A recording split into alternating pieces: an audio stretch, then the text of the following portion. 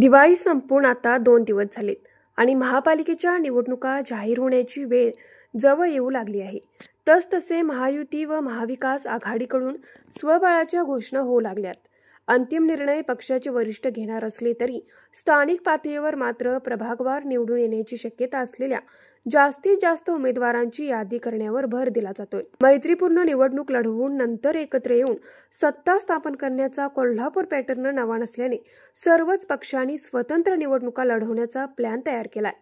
गेल्या 20 वर्षापासून कोल्हापूर महानगरपालिकेच्या सर्वच निवडणुका वेगवेगळ्या राजकीय पक्षांनी स्वतंत्र लढवल्या आहेत. निवडणूक निकाल लागल्यानंतर सोयीने एकत्र येऊन सत्ता स्थापन केल्या आहेत. हीच पद्धत महाराष्ट्रात 2019 मध्ये भाजपला धक्का देण्यासाठी राज्य सरकार बनवताना काँग्रेस, राष्ट्रवादी व शिवसेना या पक्षाने राबवली होती आणि यामध्ये ते यशस्वीही झाले होते.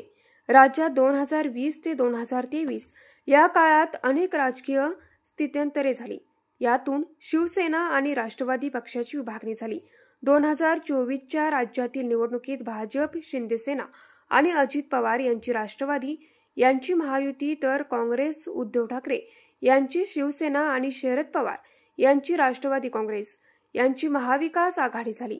विधानसभेत महायुतीने बाजी मारली, सत्ता स्थापन केली. त्यानंतर महायुती अधिक मजबूत झाली.